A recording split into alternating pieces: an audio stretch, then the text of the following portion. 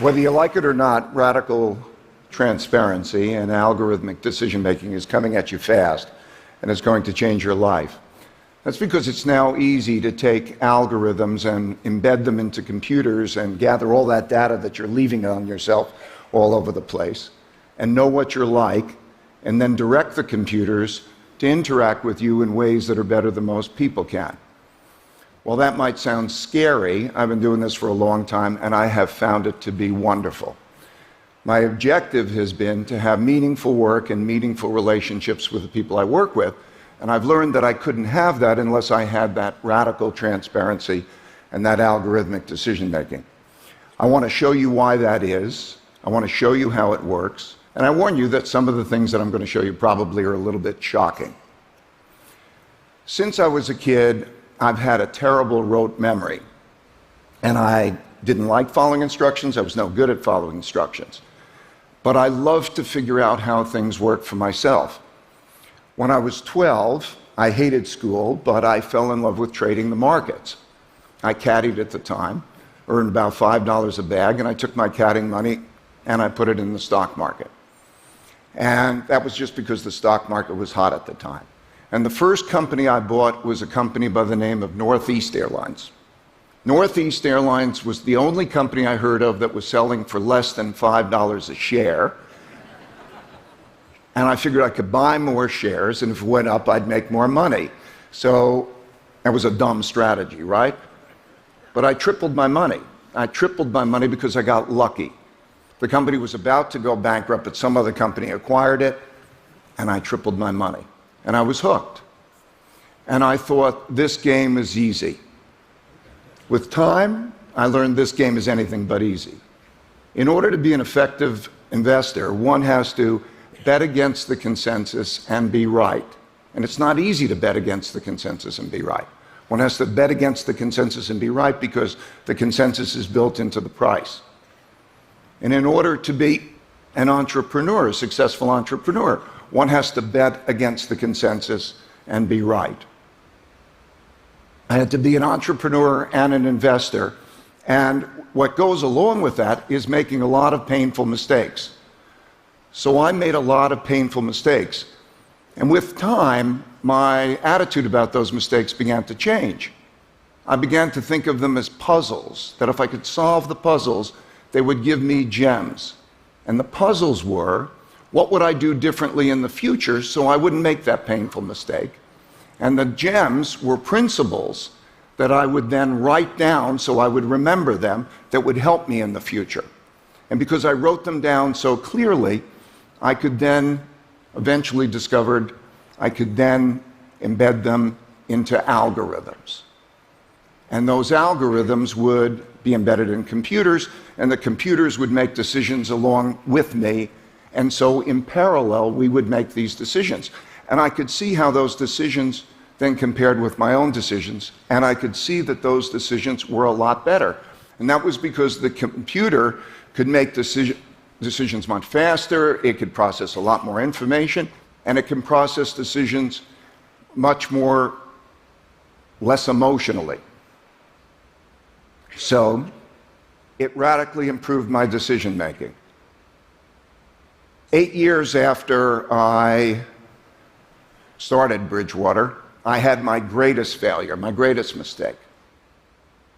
It was late 1970s, I was 34 years old, and I had calculated that American banks had lent much more money to emerging countries than those countries were going to be able to pay back, and that we would have the greatest debt crisis since the Great Depression.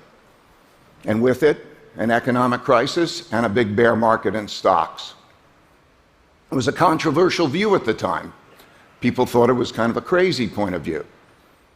But in August 1982, Mexico defaulted on its debt, and a number of other countries followed, and we had the greatest debt crisis since the Great Depression. And because I had anticipated that, I was asked to testify to Congress and appear on Wall Street Week, which was the show of the time. Just to give you a flavor for that, I've got a clip here, and you'll see me in there.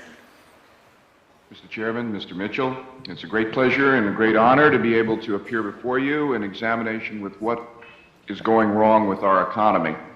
The economy is now flat, teetering on the brink of failure. You were recently quoted in an article. You said, "I can say this with absolute certainty because I know how markets work." I can say with absolute certainty that if you look at the liquidity base in the corporations and the world as a whole, that there's such a reduced level of liquidity that you can't return to an era of stagflation. I look at that now and think, what an arrogant jerk. I was so arrogant and I was so wrong. I mean, while the debt crisis happened, the stock market and the economy went up rather than going down, and I lost so much money for myself and for my clients that I had to shut down my operation, pretty much. I had to let almost everybody go. These were like extended family, and it was heartbreaking. And I had lost so much money that I had to borrow $4,000 from my dad to help to pay my family bills.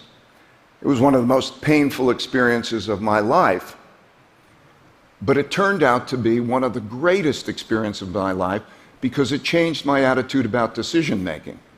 Rather than thinking I'm right, I started to ask myself, how do I know I'm right? I gained a humility that I needed in order to balance with my audacity.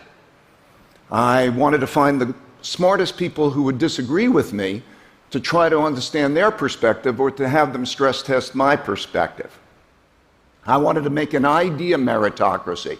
In other words, not an autocracy in which I would lead and others would follow, and not a democracy in which everybody's points of view were equally valued, but I wanted to have an idea meritocracy in which the best ideas would win out. And in order to do that, I realized that we would need radical truthfulness and radical transparency. What I mean by radical truthfulness and radical transparency is people needed to say what they really believed and to see everything. I mean, we literally tape almost all conversations and let everybody see everything, because if we didn't do that, we couldn't really have an idea meritocracy. In order to have an idea meritocracy, we have to let people speak and say what they want. Just to give you an example, this is an email from Jim Haskell, who somebody who works for me, and this was available to everybody in the company. Ray, you deserve a D- for your performance today in the meeting. You did not prepare it all well because there is no way you could have been that disorganized. Isn't that great? That's great. It's great because, first of all, I needed feedback like that. I need feedback like that. And it's great because if I don't let Jim and people like Jim to express their points of view, our relationship wouldn't be the same. And if I didn't make that public for everybody to see, we wouldn't have an idea meritocracy. So for the last 25 years, that's how we've been operating. We've been operating with this radical transparency and then collecting these principles, largely from making mistakes, and then embedding those principles into algorithms. And then those algorithms we're following the algorithms in parallel with our thinking. That has been how we've run the investment business, and it's how we also deal with the people management. In order to give you a glimmer into what this looks like, I'd like to take you into a meeting and introduce you to a tool of ours called the dot collector that helps us do this. A week after the US election, our research team held a meeting to discuss what a Trump presidency would mean for the US economy. Naturally, people had different opinions on the matter and how we were approaching the discussion. The dot collector collects these views. It has a list of a few dozen attributes, so whenever somebody thinks something about another person's thinking, it's easy for them to convey their assessment. They simply note the attribute and provide a rating from 1 to 10. For example, as the meeting began, a researcher named Jen rated me a 3, in other words, badly, for not showing a good balance of open-mindedness and assertiveness. As the meeting transpired, Jen's assessments of people added up like this. Others in the room have different opinions. That's normal. Different people are always going to have different opinions. And who knows who's right? Let's look at just what people thought about how I was doing. Some people thought I did well, others poorly. With each of these views, we can explore the thinking behind the numbers. Here's what Jen and Larry said. Note that everyone gets to express their thinking, including their critical thinking, regardless of their position in the company. Jen, who's 24 years old and right out of college, can tell me, the CEO, that I'm approaching things terribly. This tool helps people both express their opinions and then separate themselves from their opinions to see things from a higher level. When Jen and others shift their attentions from inputting their own opinions to looking down on the whole screen, their perspective changes. They see their own opinions as just one of many and naturally start asking themselves, how do I know my opinion is right? That shift in perspective is like going from seeing in one dimension to seeing in multiple dimensions. And it shifts the conversation from arguing over our opinions to figuring out objective criteria for determining which opinions are best. Behind the dot collector is a computer that is watching. It watches what all these people are thinking, and it correlates that with how they think. And it communicates advice back to each of them based on that. Then it draws the data from all the meetings to create a pointillist painting of what people are like and how they think. And it does that guided by algorithms. Knowing what people are like helps to match them better with their jobs. For example, a creative thinker who is unreliable might be matched up with someone who's reliable but not creative. Knowing what people are like also allows us to decide what responsibilities to give them and to weigh our decisions based on people's merits. We call it their believability. Here's an example of a vote that we took where the majority of people felt one way, but when we weighed the views based on people's merits, the answer was completely different. This process allows us to make decisions not based on democracy, not based on autocracy, but based on algorithms that take people's believability into consideration. Yup, we really do this. We do it because it eliminates what I believe to be one of the greatest tragedies of mankind, and that is people arrogantly, naively holding opinions in their minds that are wrong and acting on them and not putting them out there to stress test them. And that's a tragedy.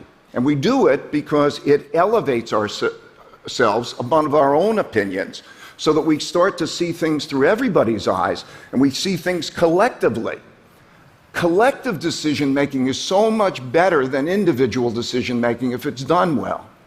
It's been the secret sauce behind our success. It's why we've made more money for our clients than any other hedge fund in existence and made money 23 out of the last 26 years. So what's the problem with being radically truthful and radically transparent with each other? People say it's emotionally difficult. Critics say it's a formula for a brutal work environment. Neuroscientists tell me it has to do with how our brains are pre-wired. There's a part of our brain that would like to know our mistakes and like to look at our weaknesses so we could do better. I'm told that that's the prefrontal cortex. And then there's a part of our brain which views all of this as attacks. I'm told that that's the amygdala. In other words, there are two yous inside you. There's an emotional you and there's an intellectual you, and often they're at odds, and often they work against you. It's been our experience that we can win this battle. We win it as a group. It takes about 18 months typically to find that most people prefer operating this way with this radical transparency than to be operating in a more opaque environment.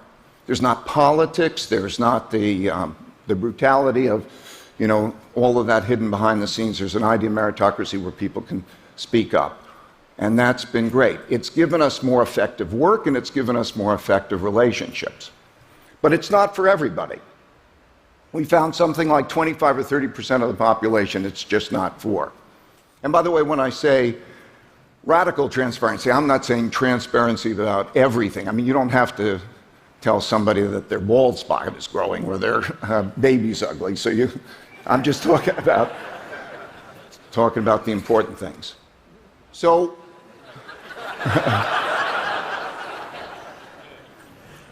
so when you leave this room, I'd like you to observe yourself in conversations with others. Imagine if you knew what they were really thinking. And imagine if you knew what they were really like. And imagine if they knew what you were really thinking and what you were really like. It would certainly clear things up a lot and make your operations together more effective. I think it'll improve your relationships. Now imagine that you can have algorithms that will help you gather all that information and even help you make decisions in an idea meritocratic way. This sort of radical transparency is coming at you, and it is going to affect your life. And in my opinion, it's going to be wonderful. So I hope it is as wonderful for you as it is for me. Thank you very much.